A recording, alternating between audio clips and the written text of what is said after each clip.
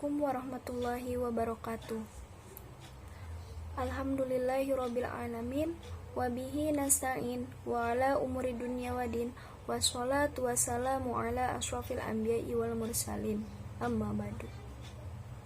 Yang saya hormati Ibu Jahratus Saidah selaku dosen mata kuliah Peradaban Islam Modern, dan yang saya cintai teman-teman saya seperjuangan yang dimana insya Allah selalu diberikan kesehatan dan pemahaman dalam menuntut ilmu. Saya di sini dari kelompok 8 ingin sedikit mempresentasikan ataupun mereview jurnal yang dimana jurnal tersebut yaitu tentang peradaban Islam modern di Cina.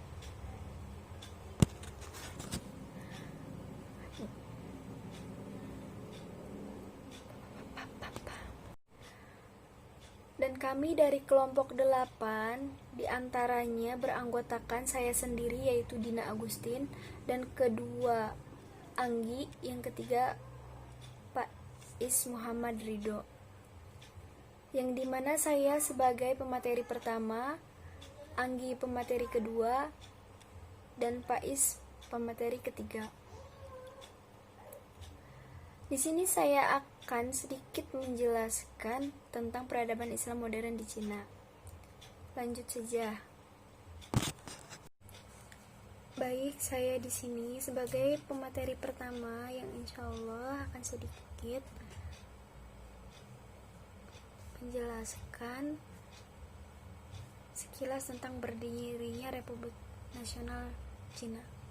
Secara kronologis, meletusnya revolusi Cina dimulai pada saat Cina masih berperang melawan Jepang. Kemudian pada tanggal 27 April 1911 Masehi, pemberontakan dari kaum revolusioner kembali terjadi dengan dipimpin oleh Huang Xing dan anggota Tung Minghui. Dan sekali lagi usaha ini tidak berhasil kala itu. Sun sebagai presiden pemerintah pertama dari Republik Cina setelah berhasil memimpin revolusi Cina. Selanjutnya ia berniat untuk merealisasikan cita-citanya yang dikenal dengan San. Pertama, Minsen, yang berarti nasionalisme. Asas yang pertama dimaksudkan bahwa ia menghendaki adanya satu bangsa dan satu negara, yakni bangsa Cina sebagai satu kesatuan. Ia menginginkan pemerintahan Cina dalam bentuk wajah baru, yakni republik yang demokratis. Asas yang ketiga adalah Minxin, yang berarti sosialisme. Ia berharap seluruh rakyat Cina dapat mencari nafkah serba layak guna memenuhi kehidupan yang sejahtera dan layak. Partai Kuomintang yang didirikan ada dua pokok yang ia tegaskan, yakni yang pertama yaitu pokok partai Kuomintang harus menjadi satu kesatuan dan kekuatan yang kokoh, dan kedua, kekuasaan dan kekuatan dari partai Kuomintang ini selanjutnya dipergunakan untuk membangun negara. Cina terjadi revolusi terbuka yang dilancarkan di berbagai provinsi. Provinsi Yunnan adalah provinsi pertama yang melancarkan revolusinya terhadap Yuan Shikai. Kemudian barulah diikuti oleh provinsi-provinsi lainnya. Warlordisme yang berarti periode jenderal perang. Di wilayah Cina Selatan, Sun Yat-sen masih memiliki pengaruh yang besar. Yat-sen meninggal dunia pada tanggal 12 Maret 1925 Masehi. Cita-citanya untuk mempersatukan Cina dalam satu pemerintahan yang demokratis belum juga tercapai kala itu. Militer Whampoa yang resmi dibuka pada bulan Mei 1924 Masehi. Persatuan yang erat tersebut tidak berlangsung lama karena pada 1927 Masehi terjadi perselisihan di antara Partai Nasionalis Cina, dan untuk mencegah terjadinya perpecahan, maka diadakan pertemuan antara wakil dari masing partai. Mereka saling mencurigai dan menuduh bahwa masing-masing pihak berkeinginan untuk memperkuat kedudukan mereka dan mencari keuntungan sendiri. Terima kasih, itu materi pertama yang saya sedikit presentasikan, kurangnya mohon maaf. Selanjutnya yaitu Materi kedua yang akan dilanjutkan oleh Saudari Anggi.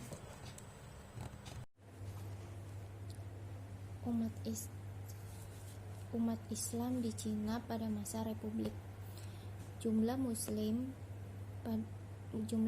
di Cina pada abad ke-19 diketahui secara pasti, baik pada masa pemerintahan kekaisaran sebelum 1911 maupun pemerintah nasionalis sesudahnya.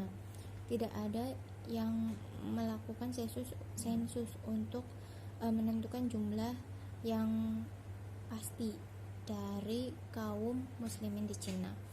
Angka-angka yang diberikan oleh pemerintahan komunis Republik Rakyat Cina tidak dapat dipercaya karena tidak memberikan data yang benar. Diperkirakan antara 5 atau 6 juta penduduk muslim Cina pada masa itu. Yang pasti jumlah mereka itu menurun sepanjang abad karena peperangan dan penganiayaan yang terus-menerus dari dinasti Manchu.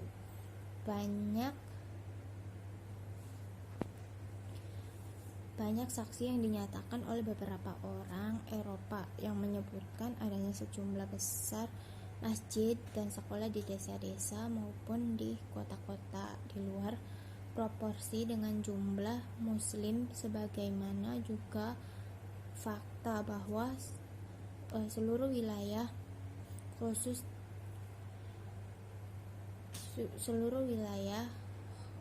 Hansu dan Yunan dikosongkan dari penduduk muslimnya. Meskipun demikian, ada beberapa usaha yang dilakukan baik oleh kaum muslimin maupun yang bukan, yang sampai pada perkiraan yang mendekati keadaan yang sebenarnya. Namun perkiraan ini selalu berubah-ubah disebabkan oleh 3 faktor, yaitu yang pertama teknik yang dipergunakan, yang kedua sikap pro dan kontra terhadap kaum muslimin, dan yang ketiga adalah fluktuasi jumlah umat Islam yang disebabkan oleh peperangan pada masa-masa sebelumnya. M. D. Tiersen misalnya, yang pernah menjadi konsul jenderal Prancis di Cina selama 8 tahun, melakukan penyelidikan terhadap orang-orang Islam di Cina. Menurutnya, sebagaimana dikutip oleh Bromheil, bahwa pada 1878 jumlah penduduk muslim Cina sekitar 20 juta orang. Sementara itu, Marcel Bromheil mendasarkan perkiraannya pada suatu survei yang berbeda. Perkiraan Bromheil yang seorang misionaris Kristen memberikan gambaran di mana orang-orang Islam terpusat, tetapi angka-angka yang diberikan sangat kecil. Dan kenyataan menurutnya, hasil laporannya pada 1910 penduduk muslim dari kerajaan Cina berjumlah antara minimum 5 juta orang dan maksimum sekitar 10 juta orang Islam. Pencacahan penduduk baru dilakukan pada 1936. Berdasarkan statistik penduduk 1936 itu, jumlah penduduk Islam di Cina pada masa Republik diperkirakan 48.104.240 orang. Berikut ini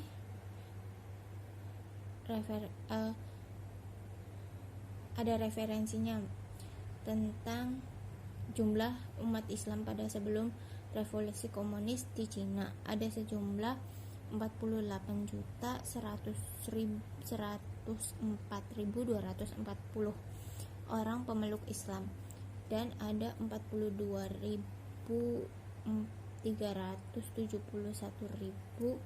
masjid. Sebagian besar di Xinjiang Qinghai, Manchuria, Gansu, Yunnan, Shanxi, Hubei, dan Honan. Di Cina sendiri, kelompok terbesar saat ini menyebut dirinya sebagai orang-orang Hui, dan mereka diakui oleh pemerintah sebagai minoritas terbesar ketiga. Mungkin mereka mewakili lebih banyak kelompok Muslim lain di Cina saat ini. Perpaduan yang menarik budaya, agama, dan tradisi sejarah Cina. Paling tidak ada 10 etnis Muslim di Cina yang secara kultural keagamaan hidup sebagai minoritas. Ke-10 etnis itu adalah Uighur, Hui, Kazakh, Tatar, Uzbek, Kirgiz, Dongxiang, Tajik, Salar, dan Bonan. Di antara ke-10 etnis ini yang paling besar populasinya adalah Uighur, dan Hui. Dibandingkan dengan etnis-etnis lainnya, etnis Hui adalah etnis yang banyak berasimilasi dengan etnis Han sebagai etnis mayoritas di Cina. Cara berpakaian dan bahasa yang digunakan oleh etnis Hui sama dengan etnis Han. Hal ini berbeda dengan etnis Muslim lainnya, seperti etnis Uighur misalnya, yang tetap menggunakan pakaian ala Turki dan berbahasa Turki, sebagaimana mereka berasal. Keberhasilan etnis Hui dalam berasimilasi sebagai etnis Han keberhasilan etnis Hui berasimilasi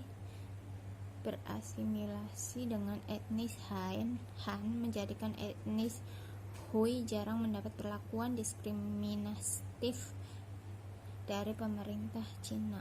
Tidak seperti kelompok-kelompok yang lainnya yang lebih banyak terkonsentrasi di Cina Barat Laut, dekat perbatasan Cina Uni Soviet. Etnis Hui memiliki komunitas di 97% dari beberapa daerah di Cina.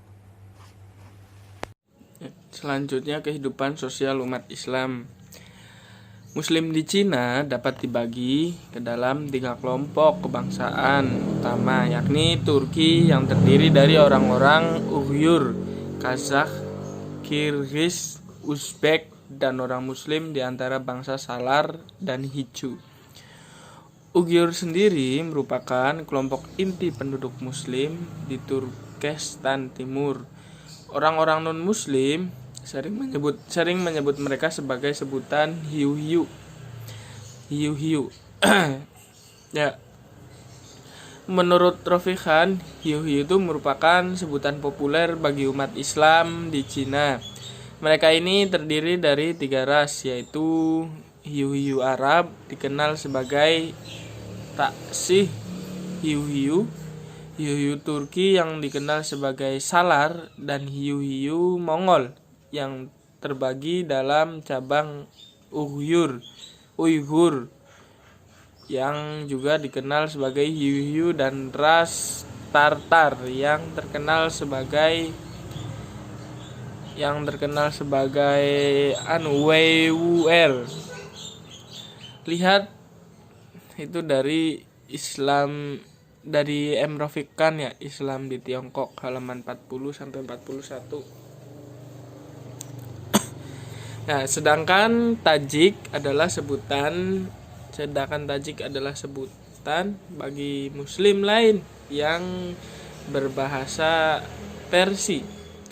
Selain itu, orang-orang Lolo, Mongol, Xia, Tao, dan Tibet juga bagian dari minoritas Muslim di Cina. Sebetulnya, orang-orang Islam di Cina itu menyebut diri mereka Cheumin, sedangkan agamanya disebut Xingqingcheu, yang berarti agama yang suci. Revolusi Cina telah berusaha mempertemukan berbagai golongan bangsa dan membentuk persatuan di antara mereka. Kebudayaan orang Han sendiri telah mengakar di daerah yang dialami kaum muslim, sehingga mereka tidak dapat menolak pengaruhnya. Namun dalam hal perkawinan, makanan, nilai moral dan sosial tetap pada ketetapan agama Islam. Tidak ada perkawinan percampuran antara orang muslim dengan non-muslim. Bahkan jika seorang laki-laki muslim ingin menikahi wanita pribumi, upacara pernikahan tidak akan terlaksana apabila wanita tersebut tidak meninggalkan keyakinan dan masuk agama Islam. Sebelum agama Nasrani berkembang di Cina, ada dua istilah yang biasa dipakai dalam percakapan sehari-hari. Pertama, Dazhou adalah istilah yang digunakan untuk agama dalam arti umum, dan kedua adalah Kaizhou atau Seumin digunakan untuk agama tertentu. Yang dimaksud agama lain di sini adalah agama Islam. Istilah Dazhou tersendiri itu meliputi agama Buddhisme, Lamaisme, dan Taoisme. Pemerintahan dinasti Manchu telah menyebabkan keterbelakangan banyak hal bagi kaum muslim di Cina. Akan tetapi keterbelakangan ini tidaklah dialami oleh orang muslim secara merata. Ada daerah-daerah kaum muslim yang meskipun tinggal di pedalaman, bahkan terpencil dan jauh dari provinsi Xinjiang, tetapi mereka hidup dalam kemakmuran. Melihat keterbelakangan ini, pemerintah nasionalis melakukan usaha-usaha untuk mengatasi hal tersebut, untuk memperbaiki kehidupan mereka. Secara umum sebenarnya mereka tidaklah ketinggalan dari masyarakat lainnya dalam lapangan industri kerajinan. Mereka menempati posisi yang tinggi dalam perdagangan dan perniagaan. Begitu juga dalam hal pertanian dan peternakan, lebih baik daripada yang lainnya. Orang muslim di Cina cenderung hidup bersama tetapi terpisah dari penduduk yang berbeda agama, baik itu kota-kota besar maupun desa-desa yang banyak dihuni orang-orang muslim. Meskipun demikian, mereka sangat menjaga sikap agar tidak pamer dan hal-hal yang dapat menyinggung perasaan keagamaan tetangganya. Mereka membuat kampung-kampung khusus orang muslim dan untuk orang-orang Han, tempat tinggal atau rumah-rumah orang muslim sangat mudah dikenal karena mereka berbeda dengan orang-orang non-muslim.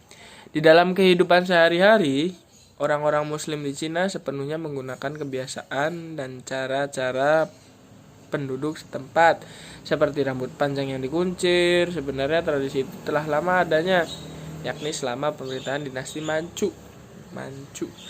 Namun, mereka masih menggunakan kebiasaan tersebut karena telah terbiasa. Untuk sorban mereka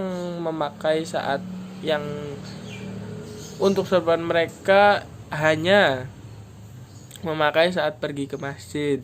Sementara dalam hal berpakaian, mereka juga sama dengan orang Cina pada umumnya. Namun beberapa kabilah seperti orang-orang Uyghur dari Xinjiang dan orang-orang Kazakh dari daerah barat laut Cina, mereka berbeda dari orang-orang Cina. Di barat laut mereka, wanita muslim memakai tutup muka atau cadar apabila mereka keluar rumah. Di beberapa provinsi lainnya, para wanita itu memakai sorban, sedangkan para lelaki memakai tutup kepala yang berwarna putih dan lebar. Di wilayah Xinjiang, muslim laki-laki memakai tutup kepala kecil yang berwarna-warni dan bersulam. Ada juga yang memakai sorban dari bahan kayak katun putih dan kuning. Sementara di provinsi-provinsi lainnya, muslim laki-laki itu memakai kufiah peci berwarna putih jika hendak menunaikan ibadah sholat Jumat. Pemakaian sutra hanya diperuntukkan bagi perempuan muslim saja. Para laki-laki, terutama pemuka-pemuka agama, dalam hal makanan, orang-orang muslim sangat berhati-hati alasan kesehatan dan agar tingkah laku yang baik. Mereka tidak memakan daging babi, bangkai, darah, hewan persembahan, dan hewan-hewan yang diharamkan dalam Islam, seperti orang Cina yang bukan Muslim. Selain itu, mereka juga dilarang merokok, meminum arak, dan menghisap candu opium. Mereka membangun restoran-restoran yang dapat dipastikan tidak dapat masakan yang berbahan daging babi. Ya, arak masih saja tersedia untuk mereka yang berkunjung, bukan dari kalangan orang Muslim. Akan tetapi mereka memisahkan cangkir-cangkir yang digunakan disimpan terpisah. Mereka juga memiliki kedai, toko roti, parfum yang tidak mengandung alkohol, obat-obatan, dan minyak yang berasal dari tumbuh-tumbuhan untuk menggoreng. Orang-orang Muslim dikenal sebagai orang yang ulet dan sukses dalam bidang perekonomian dan perdagangan. Mereka kembali membangun kejayaan mereka dalam hal perdagangan. Mereka memegang monopoli dalam hal perdagangan sapi dan lain sebagainya. Sempat terputusnya hubungan orang-orang Muslim dengan dunia luar, khususnya dunia Islam, dalam waktu yang lama secara tidak sadar telah membuat mereka sedikit dipengaruhi oleh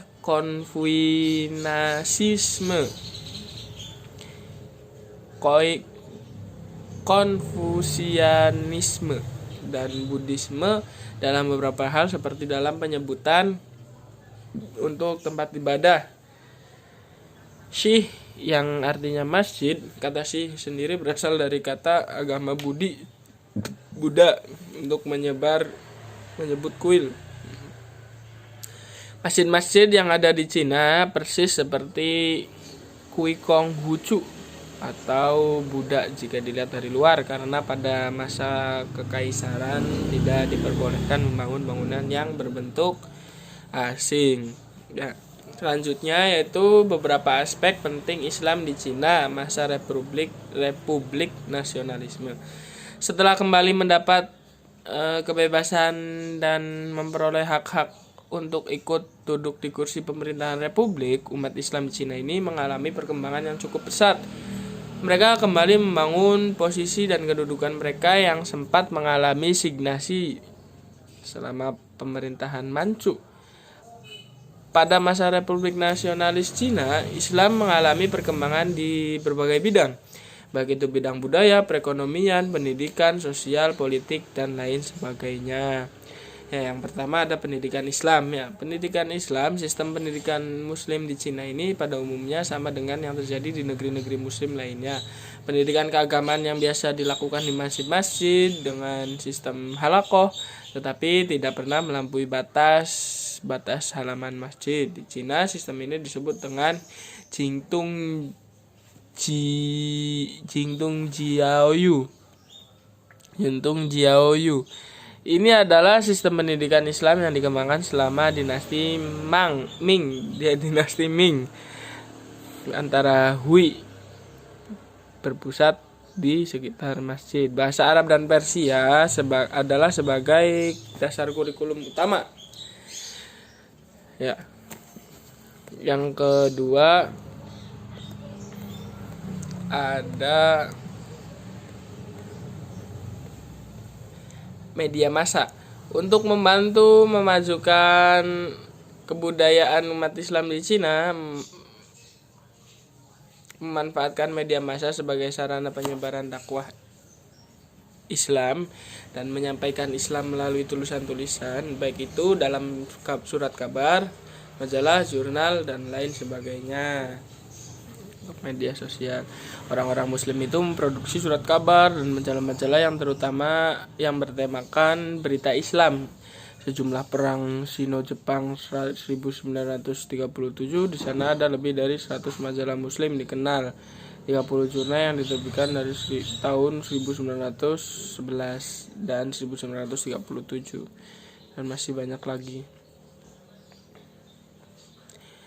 Lalu selanjutnya yang ketiga yaitu organisasi massa. Pertumbuhan organisasi-organisasi Muslim juga ikut serta mewarnai perkembangan Islam di Cina. untuk merangkul dan memajukan umat Islam di Cina. Beberapa organisasi didirikan. Pada tahun 1912, Federasi Muslim di Cina dibentuk di ibu kota Nanjing. Organisasi yang sama dibentuk di Beijing 1912, Shanghai di tahun 1925, dan Jinan pada tahun 1934. Mereka juga telah membentuk organisasi Muslim Progressive Association, perhimpunan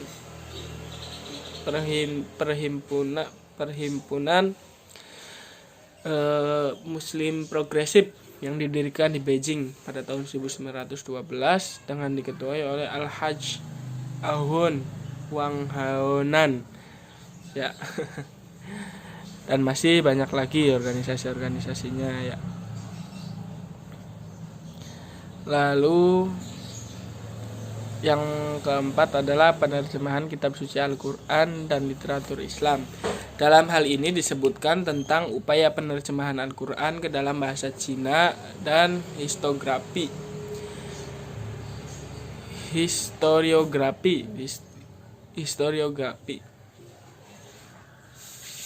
Dalam kaitannya dengan penerjemahan Al-Quran, kitab suci ini baru diterjemahkan ke bahasa Cina pada abad ke-20. Ying Ma melaporkan bahwa dalam bahasa Cina pada abad ke-20 sebelum tahun 1925 menyalin kitab suci Al-Quran secara lengkap ke dalam bahasa Cina. Ada Muslim Cina itu hanya mencetak Al-Quran dengan huruf Arab dengan menggunakan huruf cetak Al-Quran yang diimpor dari Mesir. Meskipun demikian, upaya penyalinan bagian demi bagian yang dilakukan oleh Syekh Luci itu telah diupayakan sebelum abad ke-20 walaupun tidak selesai. Upaya penyalinan yang kedua kali dilakukan belakangan oleh Syekh Mafucu, tetapi hanya sampai 20 juz sebelum dia wafat. Asosiasi Kebudayaan Islam Muslim Culture Association juga sempat memberikan salinan 5 juz di Shanghai, tetapi naskah selanjutnya hilang ketika Jepang menyerang daerah itu. Usaha penerjemahan Al-Quran itu komplit dilakukan pada tahun 1927. Uniknya penerjemahan ini dilakukan oleh seorang berkebangsaan Jepang dan bukan beragama Islam. Li Tiching, nama orang itu, menerjemahkan Al-Quran dari bahasa Jepang. Berdasarkan salinan Rodwell di Inggris ke dalam bahasa Cina, terjemahan Al-Quran ini diterbitkan di China Press Tianfen pada tahun 1927. Ya. Sekian dari saya. Kurang lebihnya mohon maaf.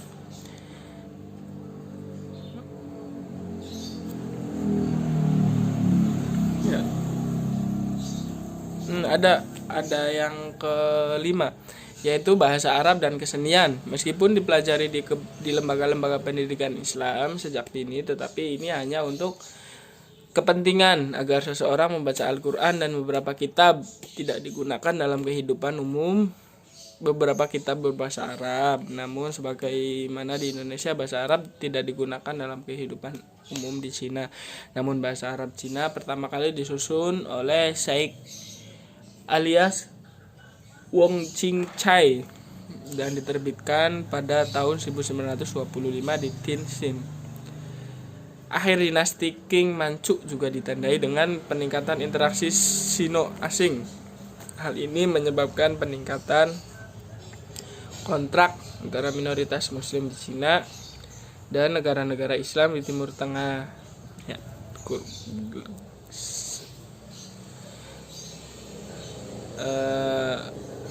segitu saja ya dari saya, kurang lebihnya mohon maaf. Terima kasih. Presentasi hari ini sudah selesai.